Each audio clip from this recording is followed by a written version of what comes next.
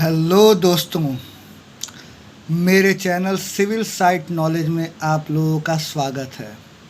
तो वीडियो शुरू करने से पहले आप लोग मेरे चैनल को लाइक सब्सक्राइब कर लें, क्योंकि वीडियो में आज बहुत मज़ा आने वाला है। आज मैं आप लोगों को जो है एक ऐसे टॉपिक पे चर्चा करूंगा जो इंटरव्यू में और आपको हमेशा कंस्ट्रक्शन में यूज होने वाली चीज़ है।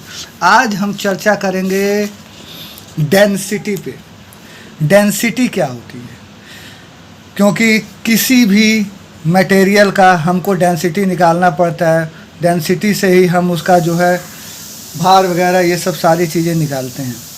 तो डेंसिटी क्या होता है, हमको ये याद रखने वाली चीज़ें, कुछ मटेरियल्स होते हैं जिनकी डेंसिटी हमको एकदम लर्न होनी चाहिए, लेकिन उस पे आने से पहले सबसे पहले हमारा जानना ज़रूरी है व्हाट इज़ डेंसिटी। डेंसिटी क्या है? तो डेंसिटी किसी भी पदार्थ के द्रव्यमान और आयतन के अनुपात को घनत्व कहते हैं या डेंसिटी कहते हैं। डेंसिटी का जो फॉर्मूला होता है वो होता है rho equal to M upon V. Density को किससे डिनोट करते हैं? रो से डिनोट करते हैं। और मास को, यानी एम मतलब द्रव्यमान होता है, उसको जो है एम से डिनोट करते हैं। वी मतलब जो होता है वॉल्यूम, मतलब आयतन। और इसका यूनिट, इसका जो मात्रक होता है वो होता है केजी प्रति एम क्यू, जो एसआई में होता है। डेंसिटी को अगर जो इंग्लिश में इसका डेफिनेशन देख ले तो इंग्लिश में होता है डेंसिटी वॉल्यूमेट्रिक मास डेंसिटी और specific mass is a substance's mass per unit of volume. The symbol of most often used for density is rho. मतलब वही चीज़, किसी पदार्थ के द्रव्यमान और आयतन के अनुपात को घनत्व कहते हैं।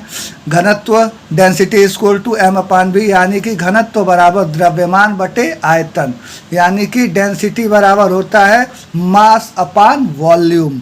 तो इतना आपको समझ में आ गया। अब हम आते हैं, अब हमको इसमें दो चीज़ें हैं, एम अपान वी यानी कि मास अपान वॉल्यूम। ये आप छोटी कक्षाओं में पढ़े होंगे, ये फॉर्मूला बहुत ही कॉमन है, लेकिन एक बार मैं इस पर थोड़ा सा चर्चा कर देता हूँ कि मास अपॉन वॉल्यूम यानी कि द्रव्यमान क्या होता है। सबसे पहले द्रव्यमान को हम जानते हैं दोस्तों। तो द्रव्यमान जो है हमारा होता है, द्रव्यमान अर्थात मास किसी भी चीज़ का कुल पदार्थ का माप है जिससे वह बनी है। ऐसे में मास कभी भी नहीं बदलता है, जबकि भार बदल जाता है। यानी कि हमारा जो फॉर्मूला, हमारा जो डेफिनेशन कहता है, द्रव्यमान अर्थात मास जो होता है वो किसी भी चीज़ या किसी पदार्थ का कुल माप होता है जिससे वह बनी है। जैसे कि मास हमारा जो है वो कभी नहीं बदलता है और भार हमारा क्या होता है, वो चेंज होता रहता है। जैसे कि मानते हैं कि मेरा वेट जो है 50 केजी है, ठीक है, मेरा वेट 50 केजी है। अगर जो हम वो अपने गुरुत्वाकर्षण बल, जैसा कि हम जानते हैं किसी भी चीज़ को अगर जो हम ऊपर फेंके तो गुरुत्वाकर्षण बल के कारण वो तुरंत नीचे आती है, वो खींचता है। तो वैसे ही एक एग्जांपल के तौर पे हम देखते हैं, अगर जो मेरा वेट 50 केजी है, अगर जो हम उसमें क्या करें कि 9.8 जो हमारे गुरुत्वाकर्षण बल का मान होता है उससे डिवाइड कर दे तो हमारा क्या निकल जाएगा? द्रव्यमान निकल जाएगा। ऐसे ही सेम तरीके से मल्टीप्लाई कर दे तो हमारा भार निकल जाएगा। तो ये आप छोटी कक्षाओं में पढ़ चुके हैं, इसका यहाँ कोई बहुत बड़ा मतलब नहीं है, लेकिन मैंने कहा कि थोड़ी सी चर्चा करनी जरूरी है।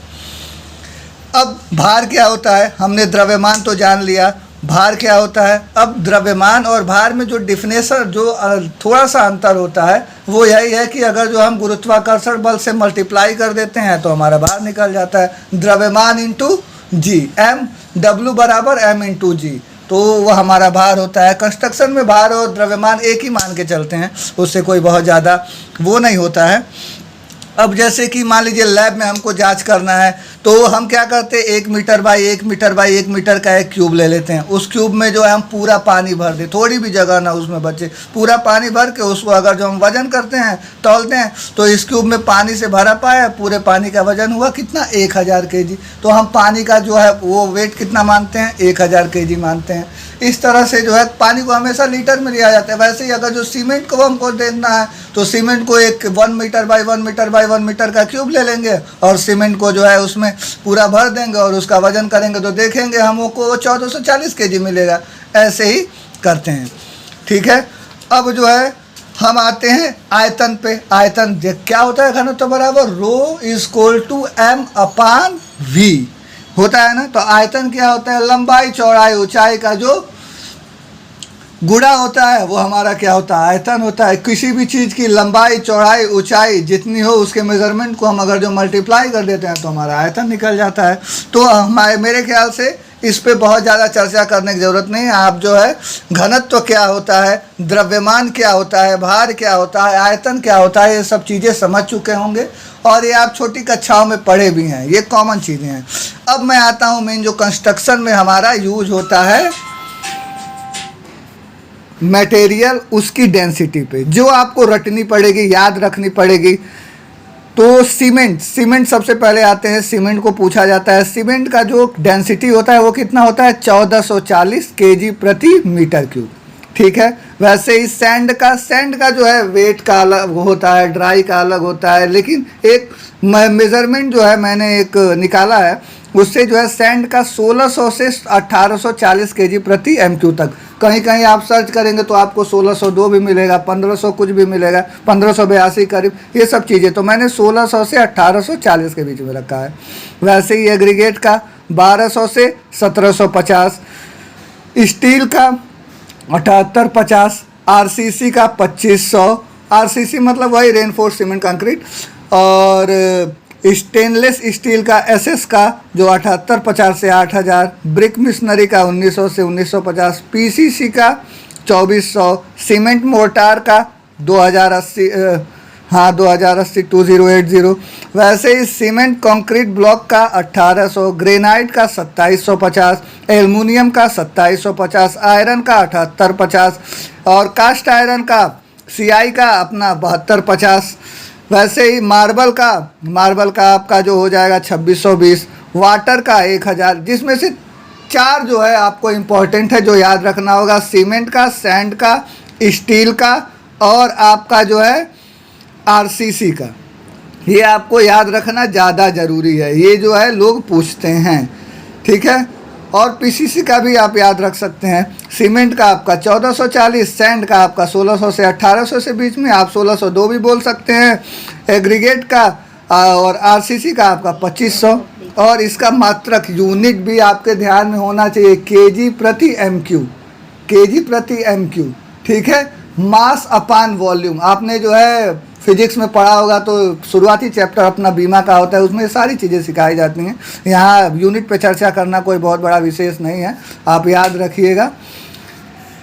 तो दोस्तों आपको ये सारी चीज़ें उम्मीद करता हूँ समझ में आई होगी।